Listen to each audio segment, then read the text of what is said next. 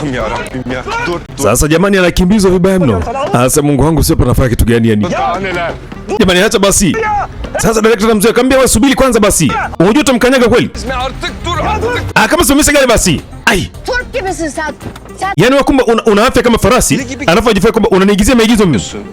Njoo kwanza hapo. Hivyo ni mjinga. Böyle bir oyuna ait oluyorsun hocam. Unacheza michezo ya kijinga kama hivyo. Onu Selim'le konuşacaksın, kendi istedi. Lakini takiwa tuzungumzie hili swala.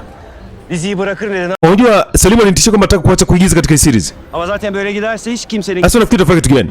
Vitu vitakavyoendelea vizuri hapa, hakuna mtu atakayekuondoka katika series hata mmoja. Bana sevgiyle gelin. Ben... Mnafahamu nikizungumza kwa lugha ya mapenzi inatakiwa tulie hivyo hivyo. Benim hocam çok Director, mlikuwa meradhi kwanza. teşekkür ederim. Unajua mimi nampenda sana, ndio maana niko hivi.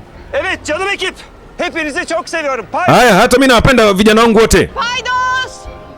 Görüyorsun değil mi? Haya, umeona sasa? Şimdi bu. Yap. Unafikiri ni swala comedy hilo? Bence biraz. Yaani kuna unaleta maigizo mpaka nikajua unakaribia kufa kweli. Yo. Allah Allah. Yaani wewe kumbe ni mjinga eh?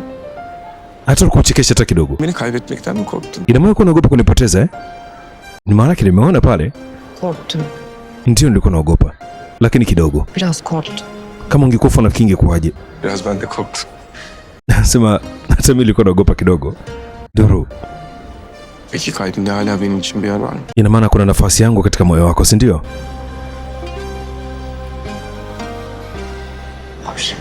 Anasema ndio. Binti alibidi kukubali. Nafasi yako ipo kidogo. Jamaa alianza kutabasamu kwa furaha. Aliamini kwamba ex wake anaweza kumrudia sasa hivi. Anasema hata kama nafasi yako ipo, lakini haibadilishi chochote kile.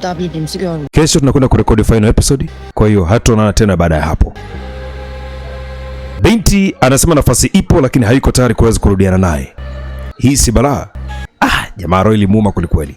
Anafanya kila jitihada kuja kumrudisha mwanamke ndani ya himaya yake katika penzi lake, lakini bado imekuwa ni gumu kwelikweli kuweza kukubalika. Sasa unadhani hii ngoma inakuwaje? Baraka mkao kwa twende pamoja katika hatua inakuja kufuata. Hiyo ni hatua ya mwisho zaidi.